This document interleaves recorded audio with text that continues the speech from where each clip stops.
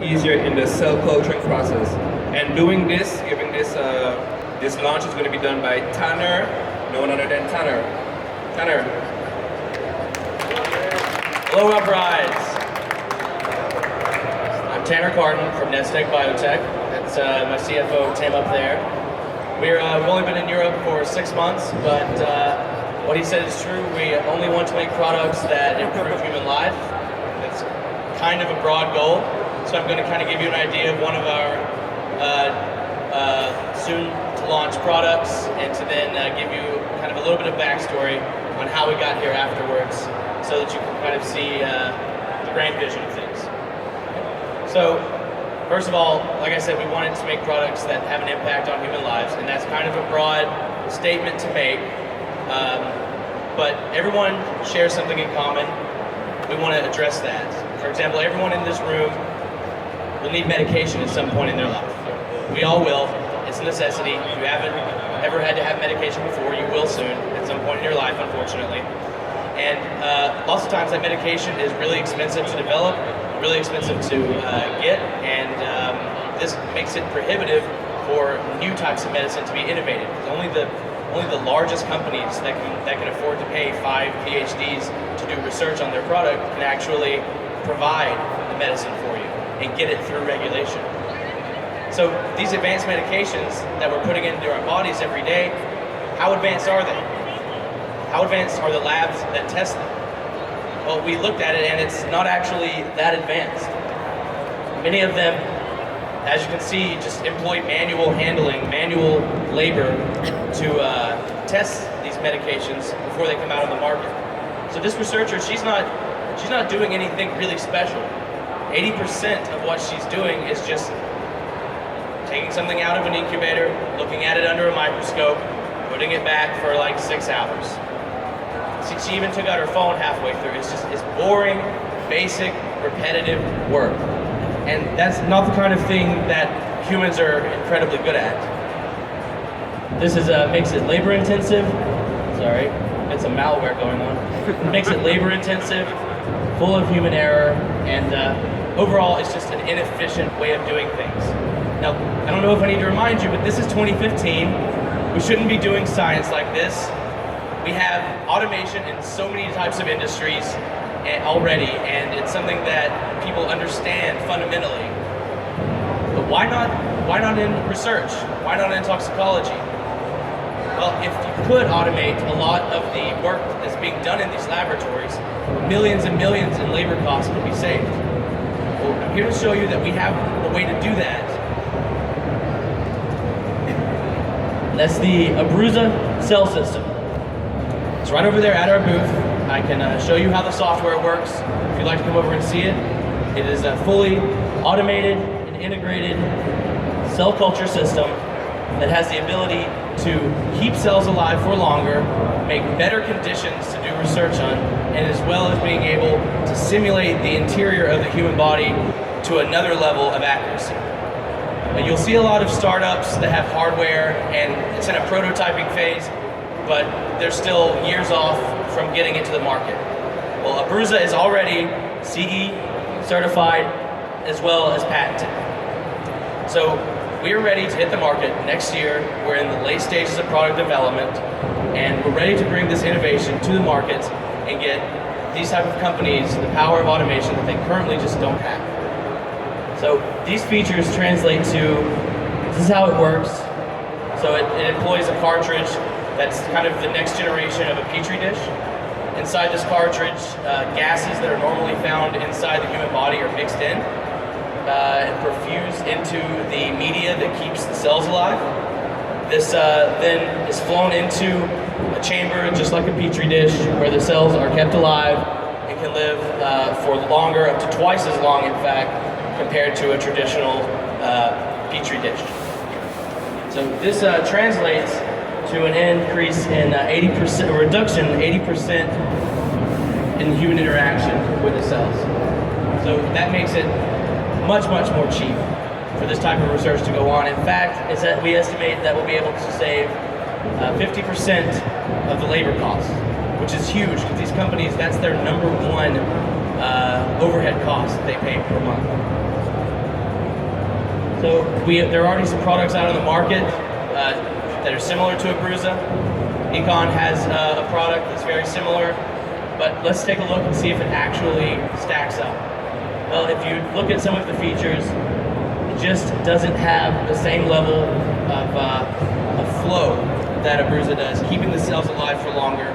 It doesn't have the same level of automation that Abruzza has, which provides twice as much automation. And it doesn't have the same amount of integration that Abruzza has, which kind of defeats the purpose. If you have a bunch of devices just to do the work of one device, you still have to have someone move your cells between the devices. So it completely makes automation pointless, which is why ours is the only one that truly provides that level of automation. And in the types of laboratories that do this work, they need high throughput. They need to be able to do a lot of experiments at once, which is why Abruzza is the only one that offers a 96 well system, a 24 times more efficient system than the competition. So we are simply better than the current competition. This is going to revolutionize the way these labs work. It will also allow for smaller startup biotech companies to have a lab inside of just one machine, a lab in the size of a small penny fridge. Instead of having to have an entire clean room to have any type of research and development, you can do all your research and development in one machine the size of, like I said, a mini fridge. It allows these labs to operate in a much more modern and cost-efficient way. So we've already been talking with some labs around Europe. We've only been here 5 months, but we've been talking with some labs about, is this the kind of automation you like? What do you need? And we've got some feedback from a CRO out of the UK called Accelerate. And they're trying to replace animal model testing with in vitro testing. They told us that with this type of automation, they can actually have the ability to develop new tests and new products, something that they were limited in doing before because they're such a small company. We spoke with Notox, a Dutch CRO. They told us that this type of automation could actually speed up the turnaround time and increase their overall company efficiency. So we also wanted to take that automation and make it accessible to anyone and enable these companies to share the science they're doing around the globe. So we partnered with Amazon Web Services through our Startup Bootcamp program to take the automation power of Abruzza and put it on the cloud, meaning that a researcher that sets up one experiment in the US could then share that experimental profile with their colleague on the other side of the world and have it automatically do the exact same experiment as their colleague before, which also answers the problem, the human problem of science. Humans are great at doing science. We can measure at things very well, we can follow steps in order, but being consistent, that's not our strong suit. We're not that great at doing things 1,000 times in a row exactly the same way. Abruzza can do that, and it can change the way these labs share their science. We also wanted to put the best hardware inside. We're doing a little bit of late-stage redesign with our new manufacturing partner. We wanted to put the best optics inside of it. So we talked to Carl Zeiss, and we're putting Zeiss's optics inside the next generation of Abruzza. And I think it's going to make a huge difference. So we're going to be addressing the global research lab market, which is kind of a broad market, but right now it's growing. It's already very large at 17 billion. But how are we going to get into that market?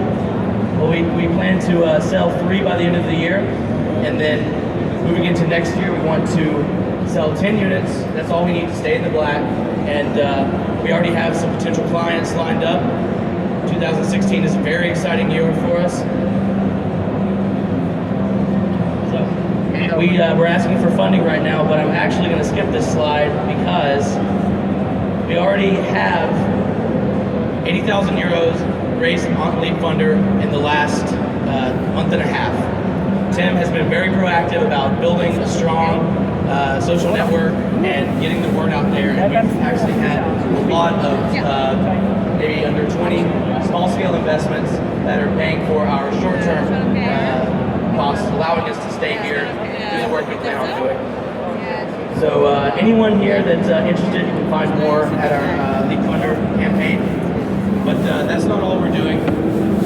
Also wanted to give you a little bit of history of how we got here, because we're obviously not Dutch. We're from America originally, out of a university spinoff.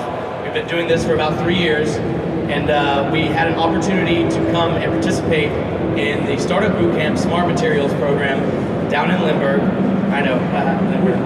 But yeah, it is in Limburg, I swear.